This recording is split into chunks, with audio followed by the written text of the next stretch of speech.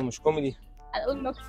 ماشي يلا. وقتها احنا كنا بنفكر نعمل شيبسي، فرحنا حطينا بقى بطاطس يعني شيبسي.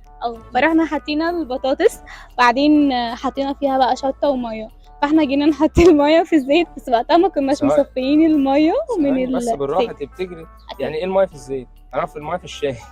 إيه لا يعني لما جينا نشيل البطاطس كده البطاطس فيها ميه. ايوه، فاحنا ما صفيناهاش كويس، فرحنا حطينا في الزيت، فقامت الزيت ولع كده في الغاز، فوقتها راح المطبخ ولع. وقتها هما يعني من الموقف فخرجوا بره يجروا، وانا وقفت في المطبخ عماله اضحك، مش عارفه اقول لهم ان المطبخ بيولع.